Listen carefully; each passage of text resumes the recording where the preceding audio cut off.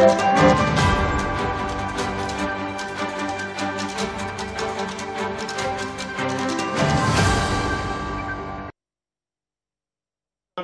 High news, আমি পার্থ বন্দ্যোপাধ্যায়। আজ সন্ধ্যার হাই টকে আপনাদের সবাইকে স্বাগত জানাচ্ছি। আর প্রথমেই আলাপ করিয়ে দেবো আমাদের দুই বিশিষ্ট অতিথির সঙ্গে। আজ সন্ধ্যায় আমাদের সঙ্গে রাজ্যের শাসক দল তৃণমূল কংগ্রেসের পক্ষে কথা বলার জন্য রয়েছেন অনিন্দ্য সিংহ রায়, আর রয়েছেন বিজেপির প্রতিনিধি অমলেন্দু দত্ত।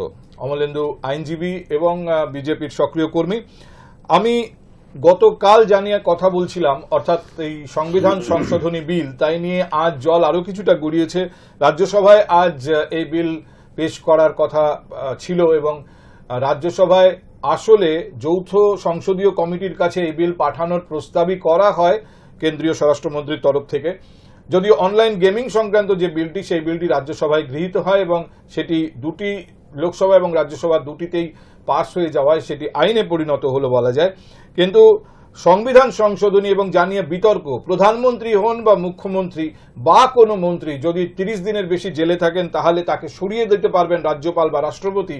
এই বিতর্কিত বিলটি এই মুহূর্তে পার্লামেন্টের যৌথ সংসদীয় কমিটির কাছে পাঠানোর সুপারিশ করা হয়েছে রাজ্যসভায়। কিন্তু এই নিয়ে বিজেপি বিরোধী দলগুলো একইভাবে সরব। আর খুব উল্লেখযোগ্য হচ্ছে, এই বাদল অধিবেশনে পার্লামেন্টে সব থেকে বেশি যেটা নিয়ে হইচই হচ্ছিল তা হল এসআইআর। সেই এসআইআর এর বিরুদ্ধে যে বিরোধীদের আন্দোলন, কংগ্রেস এবং অন্যান্য ইন্ডিয়া ব্লকের দলগুলোর আন্দোলন, সেটা থেকে কিন্তু তারা পিছিয়ে আসেনি। আজ লোকসভায় আবার এসআইআর নিয়ে তুমুল গোলমাল হয়, একাধিকবার লোকসভা অ্যাডজার্ন করা হয় এবং শেষ পর্যন্ত লোকসভা এই অধিবেশনের মতো বা পরবর্তী অধিবেশনের মতো করে মুলতুবি করে দেওয়া হয়েছে। অর্থাৎ বাদল অধিবেশনের শেষটা মোটেই খুব সুরে বাজেনি। তবে এ নিয়ে কথা বলার আগে আর একটা ছোট্ট বিষয় আজ এই টেবিলে তুলতে চাইছি। এটাকে বিচ্ছিন্ন ঘটনা হিসেবেই দেখা যেতে পারে, আমারও দেখতে কোনো আপত্তি নেই, তবুও ঘটেছে কলকাতায়। কলকাতা বিশ্ববিদ্যালয়ের কয়েকজন ছাত্র নিগৃহীত হয়েছেন শিয়ালদায়। সেখানকার কিছু ব্যবসায়ী তাদের বাংলাদেশি বলে নাকি নিগ্রহ করেছে, আঘাত করেছে, তারা আহত হয়েছে, হাসপাতালে থাকতে হয়েছে। এটা নিয়ে একটা বিতর্ক ছড়িয়েছে। আমি অনিন্দকে দিয়ে আজ শুরু করব। অনিন্দ, যেখানে বিজেপি শাসিত রাজ্যগুলিতে বাংলাভাষীরা নিগৃহীত হচ্ছেন, এটা হচ্ছে তৃণমূল কংগ্রেসের বারবার অভিযোগ। তৃণমূল কংগ্রেস এ নিয়ে বিজেপিকে কাঠগড়ায় তুলছে। আজকে তৃণমূল যেখানে সরকারে রয়েছে সেখানে এই ধরনের ঘটনা ঘটছে কি করে? দেখুন, যে ঘটনাটা ঘটেছে সেটা সত্যি দুঃখজনক ঘটনা। এবং আপনি যেটা বলছেন, পার্থক্যটা কোথায় জানেন তো? বিজেপি শাসিত রাজ্যে এই ধরনের ঘটনা হলে তাকে হেনস্থা করা হচ্ছে, তার এগেইনস্টে কোনো অ্যাকশন নেওয়া হচ্ছে না। আমরা এটাও দেখেছি, বাংলাদেশি দাগিয়ে দিয়ে তাকে বাংলাদেশে পাঠিয়ে দেওয়া হয়েছে এবং তারপর আবার ব্যাক করানো হয়েছে। কিন্তু এ রাজ্যে সেটা হয়নি। এই একটা ন্যারেটিভ তৈরি করতে চলেছে বিজেপি। হিন্দুত্ব, আমরা যারা বাঙালি হিন্দু, আমরা কি ভালো হিন্দু না? আপনারা জায়গা ঘটনাটা সম্পর্কে বিস্তারিত খোঁজ খবর নিয়ে আপনি এই হিন্দু চলে গেলেন? না, ব্যাপারটা কি করছে জানেন তো? বাংলা ভাষায় কথা বললেই এই ন্যারেটিভ তৈরি করেছে বিজেপি। বাংলা ভাষায় কথা বললেই সেই বাংলাদেশে দাগিয়ে দাও। বিজেপি এতটাই শক্তিশালী যে কলকাতাতেও তারা এই ন্যারেটিভ তৈরি করছে। শক্তিশালী নয় বলেই তো তেমন কিছু করতে পারলো না, শুধু হেনস্থাটুকু করেছে এবং পুলিশ তারা অ্যাকশন নিচ্ছে। তেমন কিছু করতে পারে অন্যান্য রাজ্য হতো। পার্থদা, বাংলা যে ভাষা বলা বা পশ্চিমবঙ্গে, এবং সেটাকে নিয়ে যে একটা ভাষা আন্দোলনের রূপান্তর হিসাবে দেখানো, 21শে জুলাই মাননীয় মুখ্যমন্ত্রী যে আহ্বান দিয়েছিলেন, সেটা যে কেবলমাত্র গিমিক ছিল এবং সেখান থেকে যে তিনি কোনো রাজনৈতিক ফায়দা নিতে পারছেন না, তার জন্য তিনি তার কী সব পক্ষ বিপক্ষ সব ছোট ছোট সংস্থা খুলে রেখেছেন, তাদেরকে দিয়ে এইসব ওই পালে হাওয়া দেওয়ার চেষ্টা করছেন। এখানে কলকাতায় বসে বাঙালি, আপনি বলছেন এই ঘটনাটা ঘটানোর পেছনে তৃণমূল কংগ্রেস একেবারে তৃণমূল কংগ্রেসই এইসব কাজগুলো করাচ্ছে। কেননা তারা চাইছে যে ছাত্র সমাজ এবং ছাত্রদের গার্জেনরা বিগত 3 মাস ধরে আজকে মুখ্যমন্ত্রী একটা বিশেষ সম্প্রদায়ের ছাত্রদেরকে সুবিধা পাইয়ে দেওয়ার জন্য মেডিকেল থেকে, জয়েন্ট থেকে, কলকাতা ইউনিভার্সিটির কলেজগুলো থেকে সমস্ত জায়গায় ভর্তি প্রক্রিয়াকে স্তব্ধ করে রেখে যেভাবে ছাত্র সমাজকে 3 মাস ধরে শিক্ষার থেকে দূরে রেখেছেন এবং তাদেরকে ভোটের কাজে লাগাতে চাইছেন, তাদেরকে মারপিট করতে চাইছেন, তাদেরকে ওই যে তার যে মনোজিতের মতন মডেল ছাত্র তৈরি করতে চাইছেন, সাউথ কলকাতার ল কলেজের যে তাঁর ছাত্র নেতা মনোজিতের মতন মডেল ছাত্র তৈরি করানোর জন্য একটাই পদ্ধতি, ছাত্রদের ভর্তি টর্তি সব গুলিয়ে দাও, দেখুন ছাত্রদের মধ্যে ছাত্রদেরকে বিভ্রান্ত করে দাও। আর কি হচ্ছে? 3 মাস ধরে ডাক্তারি থেকে ইঞ্জিনিয়ারিং থেকে কলকাতা বিশ্ববিদ্যালয় থেকে ছাত্র ভর্তি করাতে পারছেন না, তারা আবার ছাত্র নিয়ে কথা বলে। আর বাঙালি নিয়ে ওই তো কিছু পাচ্ছে না বলে বাঙালি বাঙালি করছে। আমি একটা বিষয় সবাই বাঙালি, একটা বিষয় আমি আগে স্পষ্ট করি প্লিজ, আমাদের দর্শকদের এটা জানা দরকার। এই যে ঘটনাটা ঘটেছে, যেটাকে আমরা এই আলোচনা টেবিলে তুলেছি, আমিও খুব নিশ্চিত নই যে এটা এই টেবিলে আলোচনা হওয়ার মতো ঘটনা কিনা। একটা বিচ্ছিন্ন ঘটনা, সেটাকে কোনোভাবে একটা অন্য ঘটনার সঙ্গে তার মিল আছে বলে দেখিয়ে টেনে এনে জোর করে এই টেবিলে তোলার বিরাট কোনো ইচ্ছা আমার ছিল না, এটাকে বিরাট কোনো সময় দেওয়ার ইচ্ছা আমার নেই।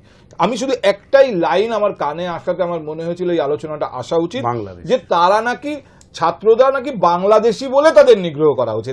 That was the focal point, যে বাংলাদেশি বলে নিগ্রহ করা হচ্ছে কলকাতার বুকে।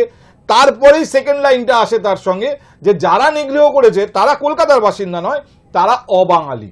মানে দুটো ন্যারেটিভ এখানে জোড়া হয়েছে অমলেন্দু। কোনো কারণে এই দুটো ন্যারেটিভ ইম্পর্টেন্ট হয়ে উঠছে আমাদের পশ্চিমবাংলার রাজ্য রাজনীতিতে। এটাতে আমাদের কাছে একটা আশঙ্কার। আমার কথা হচ্ছে যে বিজেপির তো একটা দায়িত্ব আছে বিরোধী দল হিসেবে। বিজেপি এগুলো করাচ্ছে না, আপনি বলছেন যে এটাকে ইচ্ছাকৃতভাবে করাচ্ছে রাজ্যের শাসক দল? দেখুন পার্থদা, আজকে পশ্চিমবঙ্গে প্রায় 1 কোটিরও বেশি বাংলা ভাষা মাতৃভাষা নয়, মানে হিন্দি ভাষী মানুষ বসবাস করেন, তারা ভোট দেন, পশ্চিমবঙ্গের ভোটার। তারা তো আপাত দৃষ্টিতে ভারতবর্ষেরই কোনো রাজ্যের লোক, তারা তো আমাদের পার্শ্ববর্তী রাষ্ট্র বাংলাদেশ থেকে আসা নয়, এটা তো 100%। তো তাদেরকে নিয়ে যদি মাননীয় মুখ্যমন্ত্রীর এত আপত্তি থাকে, কোথায় আপত্তি? তাহলে তিনি বাংলাদেশি বলা হচ্ছে, স্বাভাবিক অনুপ্রবেশকারী অনেক বাংলাদেশিকে ছাত্র হিসাবে এখানে ভর্তি করিয়ে তাদের ভোটার কার্ড বানিয়ে তাদের পার্টির নেতা বানিয়ে, আরে এই তো হয়েছিল কিছুদিন আগে কাকদ্বীপে, আপনাদের এমএলএই বলেছে, এখানে হয়েছিল তৃণমূলের এমএলএ স্বীকার করেছে। আপনি একটু আগে বললেন আপনার আশঙ্কা এর পেছনে আসলে তৃণমূল এবং বিজেপিকে হেয় করার জন্য বা পলিটিক্যাল অ্যাডভান্টেজ নেওয়ার জন্য তৃণমূলই এই ধরনের কাজ করিয়েছে বা ঘটিয়েছে, এটা হচ্ছে আপনার আশঙ্কা। আবার এক্ষুনি আপনি বাংলাদেশের লোকেদের এখানে ছাত্র করে দেওয়া হচ্ছে, ছাত্রের আইডেন্টিটি দেওয়া হচ্ছে বলে আপনি অভিযোগ করছেন। আমি কিন্তু বুঝতে পারছি না, অভিযোগ এটা বাস্তব, এটা হচ্ছে। তো এই ক্ষেত্রে কি হয়েছে সেটা আলাদা কথা, সেটা ইনভেস্টিগেশনের বিষয়। বাংলাদেশ থেকে অনুপ্রবেশকারীদেরকে এখানে ছাত্র নেতা তৈরি করা হয়েছে, এটা কাকদ্বীপে আপনারা প্রত্যেকেই জানেন। তৃণমূলের এমএলএ দেখুন, অমিত মালব্য উনাদের লোক, উনি বলেছেন বাংলা ভাষা বলে কোনো ভাষাই হয় না। একটা প্রতিবাদ একটা প্রতিবাদ শুনতে পেয়েছেন?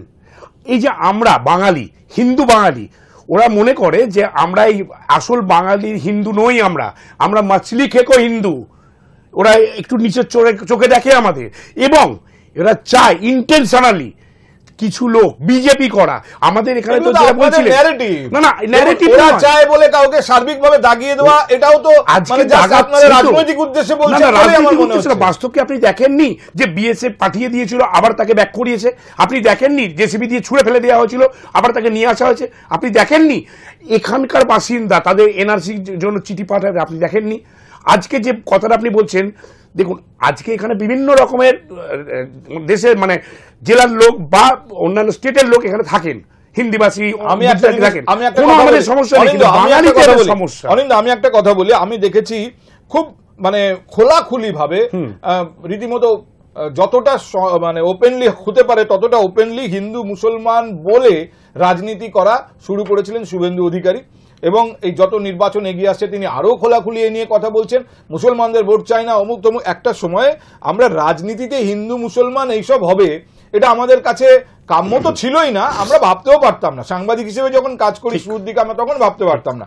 এখন খোলাখুলি হচ্ছে, নেতারা খোলাখুলি বলছেন। আর আমি দেখেছি এই শুভেন্দু অধিকারীর হিন্দু মুসলমান যে ন্যারেটিভ তৈরি করার চেষ্টা, তার কাউন্টারে তৃণমূল কংগ্রেসের বাঙালি অবাঙালি ন্যারেটিভ তৈরি করার চেষ্টা, এবং তার রিফ্লেকশন হচ্ছে এইগুলো, যারা গুজরাটে হতে পারে, রাজস্থানে হতে পারে, ইদানিং দেখছি কলকাতাতেও হচ্ছে। না, আমি আপনাকে বলি, এই যে বিজেপি দলটা যখন অটল বিহারী বাজপেয়ীর বিজেপি ছিল, আপনি জানেন অটল বিহারী বাজপেয়ী যেখান থেকে দাঁড়াতেন 51% মুসলিম ভোটার ছিল, ওনার প্রবলেম হয়নি। এখন প্রবলেম হয়ে যাচ্ছে। আর এখন সমস্যা হচ্ছে হে হিন্দু কে মুসলমান আলাদা করো, কে লুঙ্গি পরে, আমাদের প্রধানমন্ত্রীর মুখে শুনেছি লুঙ্গি পরা, এই ধরনের কথাবার্তা অস্বাস্থ্যকর, রাজনীতির জন্য অস্বাস্থ্যকর। আমরা বাঙালি অবাঙালি করছি না, আমরা বলছি বাঙালিকে মারা যেন না হয়। আমরা অবাঙালিদের শ্রদ্ধা করি, মমতা বন্দ্যোপাধ্যায় বারবার বলেছেন এখানে হিন্দিভাষী বা গুজরাটি যারা আছেন তাদেরকে আমরা সম্মান করি, তাদের ভাষাকে শ্রদ্ধা করি, কিন্তু বাঙালিকে বাংলা ভাষায় কথা বলাতে তাকে হেনস্থা করা এর প্রতিবাদ। তার মানে নয় যে অন্য ভাষার লোককে আমরা অসম্মান করছি, আমরা ঠিক সম্মান করি তাদেরকে। এখানে হিন্দিভাষী প্রচুর লোক আছে, তাদেরকে জিজ্ঞাসা করুন, তাদের কোনো হেনস্থা হয় না। লোকেরা তো ভারতীয়, বাঙালি ভারতীয় নয়, বাঙালি ভারতীয় নয়। এই তো অমিত মালব্য, এই তো অমিত মালব্যর কথা, এই তো কথা। হ্যাঁ, বাস্তব। বাংলা ভাষা নেই, বাংলা ভাষা নেই, অনুপ্রবেশকারী তার ভেতরে বাঙালি হয়ে যাবে। বাংলা ভাষা আপনি কি ভাষায় কথা বলেন? আপনি কি ভাষায় কথা বলেন? বাংলা ভাষায় বললে আপনি বাংলাদেশি, আপনি বাংলাদেশি, আপনি বাংলাদেশি বলা মানেই ভারতবর্ষ। এটাই ন্যারেটিভ আপনারা তৈরি করেছেন, বিজেপি সেই ন্যারেটিভ তৈরি করেছে। এক মিনিট, আমি আমাকে একটা জিনিস বলুন, ভাষাভাষী মানুষ ভারতীয় হয়ে গেল। আমাকে একটা জিনিস বলুন, যদি কেউ, আমি ধরে নিলাম আমাদের এই রাজ্যে যে সমস্ত ইউনিভার্সিটিগুলো আছে সেখানে বিদেশ থেকে আসা ছাত্রদের পড়ার ব্যবস্থা আছে, আমি জেনে বলছি না, আমি স্পেকুলেট করছি, যদি কোনো বাংলাদেশ থেকে আসা ছাত্র কলকাতা ইউনিভার্সিটিতে ভর্তি হয় তাহলে সে বাংলাদেশ থেকে নিয়ম মেনে যেভাবে একজন বিদেশি ছাত্র এসে আমাদের এখানকার যে কোনো ইউনিভার্সিটিতে ভর্তি হতে পারে সেভাবেই ভর্তি হয়েছে। আমি ধরে নিলাম তার কথা উচ্চারণ দেখে তাকে চিহ্নিত করা সম্ভব যে সে এখানকার ছেলে নয়, সে বাংলাদেশ থেকে পড়তে এসছে। এটার মধ্যে তো অন্যায় কিছু নেই, আমাদের এখান থেকেও বহু ছেলে মেয়ে বিদেশে পড়তে যায়। তাহলে তাকে নিগ্রহ কেন করা হবে? তাকে বাংলাদেশি সেই জন্য সে নিগ্রহের যোগ্য, এটাই বা কি ধরনের ন্যারেটিভ? আর কলকাতা শহরে কি করে আমরা সেটা অ্যাকসেপ্ট করবো? মানে নিগ্রহটা তো সম্পূর্ণ একটা ল অ্যান্ড অর্ডারের ব্যাপার, এটা তো ক্রিমিনাল অফেন্স যদি করে থাকে সেটা পুলিশ দেখবে, সেটা ইনভেস্টিগেশনের ব্যাপার। কিন্তু বাংলাদেশি ছাত্র সাজিয়ে তৃণমূল সরকার আজকে যে এই এসআইআর কে নিয়ে আন্দোলন বা আজকে যে সমস্ত কিছুই এত যে ভয় তৃণমূলের, আইনকে ভয়, সংবিধানকে ভয়, কেন না তারা নিজেরা, মাননীয় মুখ্যমন্ত্রী যেটা বলেছিলেন আজ থেকে 15 বছর আগে, তিনি সেই জিনিসটাকে এখন তার নিজের ভোট ব্যাংকে পরিণত করেছেন। অনুপ্রবেশকারী 1 কোটি থেকে 1.5 কোটি পশ্চিমবঙ্গে যারা পশ্চিমবঙ্গের ভোটার কার্ড বানিয়ে পশ্চিমবঙ্গের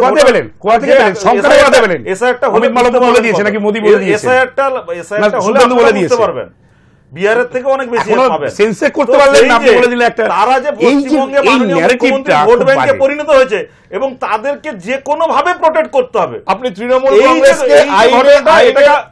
তৃণমূল কংগ্রেস আইনকে ভয় পায়, এই কথাটা কিসের প্রেক্ষিতে বলছেন?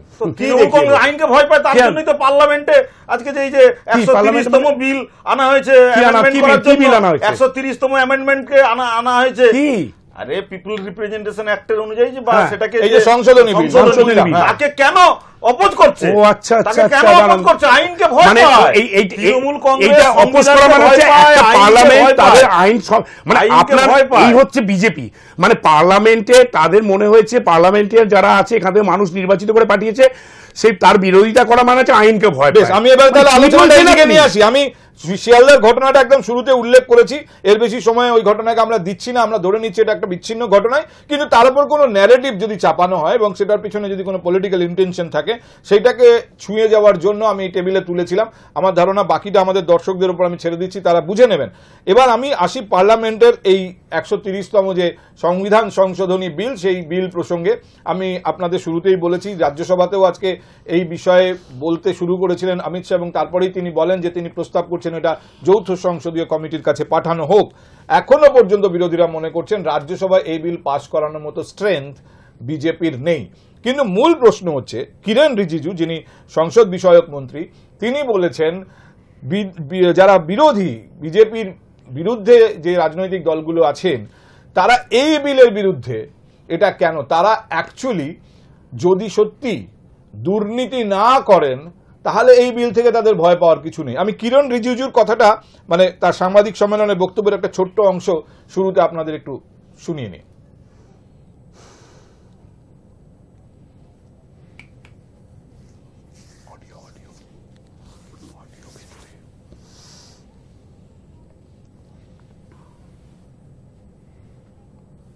ব্রেক হবে তো নাকি না টানা করবে? না, 25 মিনিট বাদে ব্রেক। আমরা কিরণ রিজিজুর বক্তব্য আপনাদের শোনালাম, যেখানে তিনি বলছেন যে এটা এই জন্য বিরোধীরা বিরোধিতা করছেন কারণ তারা দুর্নীতিকে তাদের মানে দুর্নীতি থেকে তারা দূরে থাকতে চান না, বা দুর্নীতির সঙ্গে তাদের যুক্ত থাকার সম্ভাবনা অনেক বেশি। অনিন্দ্য, এই জায়গা থেকে আমি প্রথম প্রশ্ন আপনার কাছে রাখতে চাই। রিজিজু বলছেন এটার মধ্যে কিচ্ছু নেই, আপনি দুর্নীতি না করলে আপনার ভয় পাওয়ার কিছু নেই, খুব স্ট্রেট বিল। আমি বলি, যিনি বিলটা লোকসভায় এনেছিলেন তিনিও বোধহয় জেলের হাওয়া খেয়ে এসছে, তিনি আবার এই বিল আনছেন, খুব হাসি লেগেছিল আমার। যাই হোক, এখন ব্যাপারটা কি জানেন তো, তা তিনি যদি আনেন তাহলে তো বুঝতে হবে কারণটা কি, তিনি যথেষ্ট সেদিক থেকে নিশ্চিত না, যে তিনি এমন কিছু করবেন না যাতে এই বিলের জন্য তাকে এই সাফার করতে কারণটা হয়। শুনুন, আমি আপনাকে বলছি কি করবে। ধরুন এখানে কোনো একটা লোক, তাকে একটা ইডি বা সিবিআই দিয়ে কেস খাইয়ে তাকে জেলে পুরে দিল উইদাউট এনি রিজন, কোনো এভিডেন্স নেই। আরে কোনো করে একটা দিল, লোকের জন্য এইবার বিলটাই এক মাস নয়। না, কোনো কোনো একটা একটা মন্ত্রী, লোকের জন্য কোনো এক বিলটাই মন্ত্রী, নয়। ধরুন মন্ত্রী বা মুখ্যমন্ত্রী হোক বা কোনো এক মন্ত্রী, তার জন্যই বলছি, তাকে মিথ্যে কেসে তাকে ধরে 1 মাস জেলে রেখে দিল, ব্যাস শেষ। এখন বক্তব্য হচ্ছে, আমরা দেখেছি বিগত দিনে যে আমাদের ইডি এবং সিবিআই এখানে বহু মন্ত্রীকে তাদেরকে অ্যারেস্ট করেছিল, দিনের পর দিন বছরের পর বছর তাদের আটকে রেখে দিয়েছিল ইনভেস্টিগেশন করার নাম করে। যেমন আমি বলি জ্যোতিপ্রিয় মল্লিক, যদি তিনি বেল না পান তাহলে তার বেল মানেটা না কি? পাওয়ার মতো পর্যাপ্ত গ্রাউন্ড আছে বলেই আদালত দেয় বেল, কোন রাজনৈতিক দল নয়। তার মানে তাহলে এইটা- আদালত যদি বেল না ঠিক। দেয় তাহলে নিশ্চয়ই তার গ্রাউন্ড আছে বলেই আদালত দেয়। তার মানে হ্যাঁ, ঠিক কথা, এবং তার মানে সেটা আদালতে বেরোবে, আইনটা এখতিয়ারভুক্ত, হ্যাঁ। এই আইনটা আদালতে দেওয়া উচিত। কিন্তু এরা কি করছে, নিজের হাতে আইনটা নিচ্ছে। 1 মাস হয়ে গেল, আরে না না, বেলটা তো আদালতই না, না, দেবে। যদি 1 মাসের মধ্যে বেল না হলো, হ্যাঁ, ধরুন, তার মানে কি, তার মানে কি গুরুত্বটা সেই লেভেলে সেই আদালত level নাও হতে পারে তো। বেল পাওয়া উচিত কারণ নয়। এখানে বলা আছে 90 দিন অনেক সময় রাখতে পারে, 90 দিন রাখতে পারে। ইনারা কি করছেন, 1 মাস যে মুহূর্তে হয়ে যাবে Okay, কোনোভাবে that is a good আটকে রেখে point. দেবে, যে কোনোভাবে 1 মাস আটকে রেখে দেবে, আদালত তোয়াক্কা করবে না, মন্ত্রী তো চলে যাবে। এটা তো হতে পারে না। আইনটা তো কোনো একটা মন্ত্রিসভা তারা আইন তৈরি করতে পারেন, কিন্তু আইনটা তারা তার মানে নিজেরা কোথাও করতে পারেন না। একটা সুপরিকল্পিত ভাবে বিজেপি, একদম। কেন্দ্র সরকার, বিজেপি সরকার এগোচ্ছে। অমলেন্দু, প্রথমে তারা বিএনএস নিয়ে এসছে এবং সেই ন্যায় সংহিতার প্রভিশন রেখেছে যে 90 দিন পর্যন্ত আটকে রাখা যাবে। এবার তারা এসছে যে মন্ত্রী হলে মুখ্যমন্ত্রী, প্রধানমন্ত্রী পর্যন্ত 30 দিনের বেশি যদি জামিন না পেয়ে থাকেন তাহলে তাকে তার পদ থেকে সরিয়ে দেওয়া যাবে। অর্থাৎ পুরোটাই একটা বড় পরিকল্পনার অংশ। দেখুন, আজকে রাজনীতি বা প্রশাসন এই দুটোর মধ্যে স্বচ্ছতা সবথেকে বেশি দরকার। ভারতবর্ষে সবথেকে যে আমাদের প্রধানমন্ত্রী মোদিজি, তিনি শপথ নেওয়ার পরে যে প্রকল্প বা যে উদ্যোগটা প্রথম নিয়েছিলেন সেটা ছিল স্বচ্ছ ভারত অভিযান। প্রথমে তিনি পরিবেশের স্বচ্ছতা দিয়ে স্টার্ট করেছিলেন, তারপরে বিভিন্ন রকমের সরকারি প্রকল্প থেকে শুরু করে স্বচ্ছতা সমস্ত জায়গায় এসছে। সরকারি এখন প্রশাসনের ভেতরে না, বলাই হয়েছে যে যেসব আইনগুলো মানুষের অনেকদিন আজ থেকে ধরুন 200 বছর 400 বছর আগে যে আইনগুলো প্রণয়ন হয়েছে, সেই আইনগুলো এখন মানুষের জনউপযোগী আইন করা হবে এবং তাতেও আইনের মধ্যেও স্বচ্ছতা আনা হবে। আজকে যদি আমাদের ভারতবর্ষে দেখা হয়, তাহলে মুখ্যমন্ত্রী যদি দেখা হয়, তাহলে বিরোধী দলের থেকে বিজেপির মুখ্যমন্ত্রী বেশি আছে। কোথায়? তাহলে মুখ্যমন্ত্রী কোথায়? কি হয়েছে? কটাতে বিজেপি আছে? কটাতে বিজেপি আছে? কি বলছেন আপনি? ভারতবর্ষে বলুন না, ভারতবর্ষে কটা বিজেপি আছে বলুন। আমি তৃণমূল বলেছি কি? আমি তৃণমূল বলছি, আপনি বলছেন বিজেপি। কি বলছেন আপনি? নিজেও জানেন না। কি নিজে জানেন? কটা রাজ্যে বিজেপি আছে বলুন? কটা রাজ্যে আপনি হিসাব করে বলুন। এই দেখুন, আপনি জানেন না সেটা বলুন। বিরোধীদের ভারতবর্ষে নাকি বিজেপি বেশি আছে? আজকে বিজেপির মুখ্যমন্ত্রীরা একই আইনের আওতায় আসবেন, তাহলে বিজেপির কোন রাজ্য থেকে কোন মুখ্যমন্ত্রী তো অপোজ করছেন না। আজকে এই রাজ্য থেকে আমাদের তৃণমূলের সাংসদ অপোজ করছে বা বিরোধী দলের যে সাংসদরা অপোজ করছে, তাহলে আজকে এই যে আইনটা যদি আনা হয় রাজনীতিকে স্বচ্ছ করার জন্য, তাতে অসুবিধা কোথায়? আজকে মাননীয় মুখ্যমন্ত্রী বলুন বা ওনার যে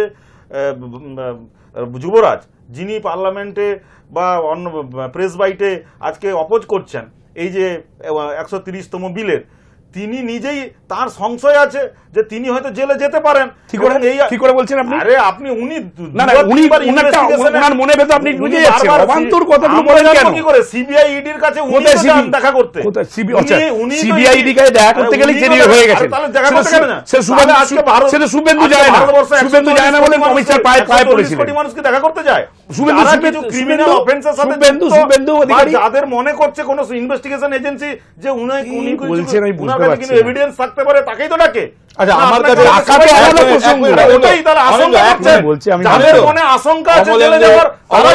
আমি যখন বলবো একটু থামবেন। আপনি যে বললেন না যে বিজেপিরও যে মন্ত্রীরা আছেন, মুখ্যমন্ত্রী আছেন, বিজেপির সরকারে যে অন্য মন্ত্রীরা আছেন তারাও তো একই আইনের আওতায় আসবেন। এই প্রসঙ্গে অভিষেক বন্দ্যোপাধ্যায় গতকাল সন্ধ্যায় যে সাংবাদিক সম্মেলন করেছেন সেখানে ইন্টারেস্টিং একটা কথা বলেছেন, কিন্তু সেটা আমি আপনাদের শোনাবো এবং তার প্রতিক্রিয়া আপনাদের কাছ থেকে নেব।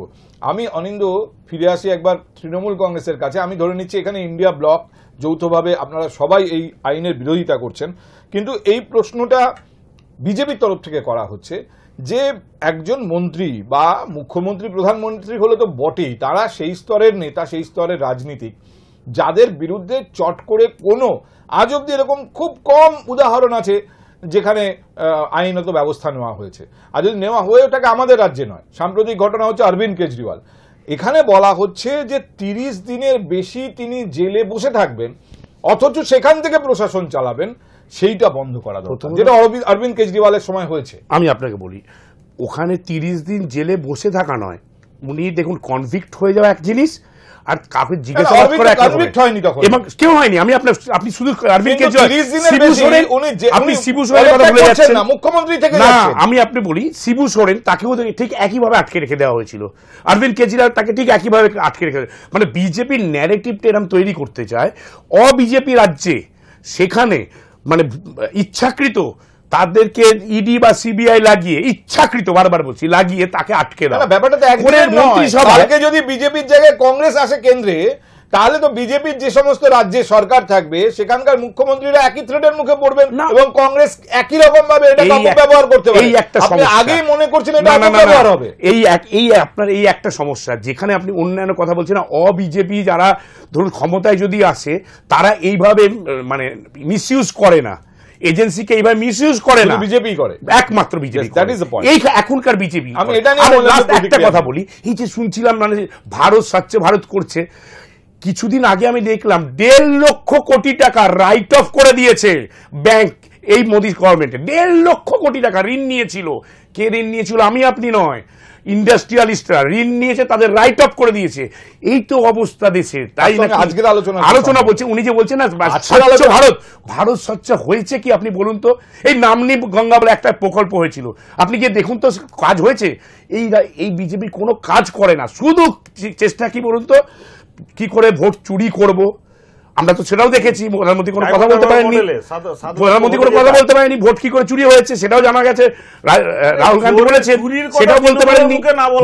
এখানটা হচ্ছে তারা বলতে পারেননি, তো যখন রাহুল গান্ধী বলেছেন দেখিয়েছেন তখন ওরা কথা বলতে পারছেন না, শুধু ভোট চুরি করো, অন্যদের হ্যারাস করো, যে করে হোক।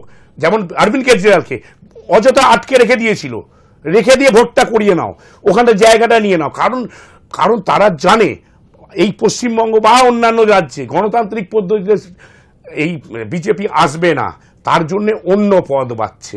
এটা তো হতে পারে না। বিজেপি আসতে সুবিধা হয়ে যাবে? ধরে নেওয়া যাক এই রাজ্যে 2 মন্ত্রীকে ওই একই কারণে পদত্যাগ করতে হলো, তাতে কি এখানে বিজেপির আসার রাস্তা সুগম মনে করে? যে কোনো রাজ্যে, আমি কোনো রাজ্যের কথা বলছি না, কোন রাজ্যে মনে করে একটা মুখ্যমন্ত্রীকে তাকে যদি আপনার অ্যারেস্ট করে নেওয়া হলো বা জেলে নেওয়া হলো, তদন্তের স্বার্থে রাখা হলো, 1 মাস হয়ে গেল, মন্ত্রিসভাতে পড়ে যাবে নাকি আপনি মনে করেন না? এর আগে লালু প্রসাদ যাদব 6 বছর লড়তে পারবেন না নির্বাচনে, এইসব আইন ছিল না, আদালত বলেছিল যে আপনার বিরুদ্ধে 6 বছর নির্বাচনে লড়তে পারবেন না। আমাদের সেটাই বক্তব্য যে আদালত তো আমাদের রয়েছে। অবশ্য গুড়িয়া অমলেন্দুকেও জিজ্ঞাসা করা যায় যে অলরেডি যথেষ্ট স্ট্রং আইন আছে, যার জন্য লালু প্রসাদ যাদবের রাজনৈতিক কেরিয়ার থমকে গিয়েছিল, তারপরে আবার নতুন করে সেটাকে আরো কড়া করার এই ধরনের দাওয়াই কি জন্য দরকার ছিল? না দাওয়াই একটাই, এই বিলের সপক্ষে নিঃসন্দেহে পার্লামেন্টে সেই কথাগুলো আলোচনা হয়েছে। আজকে আপনি বলুন, যদি কোনো মানে প্রশাসনিক প্রধান, মুখ্যমন্ত্রী বা প্রধানমন্ত্রী, ওনারা কি হন? প্রশাসনিক প্রধান। প্রশাসনিক প্রধান যদি কোনো কারণে অ্যারেস্টেড হন, অ্যারেস্ট কখন হবেন? যখন মানে সেইভাবে কোনো কগনিজেন্স, এইগুলো তো আমরা অলরেডি আলোচনা করেছি। না না, আমি এবারে এভিডেন্স একটা আরজিকর কেন, আরজিকরের আজকে ঠিকঠাক বিচার হচ্ছে না, বা আরজিকর নিয়ে হচ্ছে না, বিচার হচ্ছে না, সিবিআই ঠিক করতে পারছে না। আরে দাদা, সিবিআই কি করবে? এটাই তো কোশ্চেন, সিবিআই কি করবে? তো এটাই। আরে এই আইন তো আরজিকরের বিচার দেবে না। আমি এটা তো বলছি, ঘটনাটা বলি। না। আজকে এই যে প্রশাসনিক প্রধানরা যদি মানে এই যে 1 মাস জেলে থাকার পরেও তারা জেলের ভেতর থেকে প্রশাসনটা চালান, তাহলে কি হবে? তিনি যত যা এভিডেন্স থাকবে সমস্ত কিছু তার প্রভাবে সেগুলোকে মিটিয়ে দেবেন। একটা ছোট্ট বিজ্ঞাপন বিরতি নিয়ে আমি শুধু আপনাকে বলি, অভিষেক বন্দ্যোপাধ্যায় গতকাল সাংবাদিক সম্মেলন করে ইন্টেনশনের প্রশ্ন তুলেছেন। তিনি বলছেন ইন্টেনশন ঠিক নেই বিজেপির, ইন্টেনশন ঠিক নেই কেন্দ্রের এই সরকারের, তাদের উদ্দেশ্যটাই আলাদা, তারা দুর্নীতি দূর করবার জন্য এটা করছে না। আমরা আপনাদের শোনাবো কি বলেছেন অভিষেক, তার প্রেক্ষিতে আলোচনা বা এদের উত্তরও শোনাবো একটা ছোট্ট বিজ্ঞাপন বিরতির পর।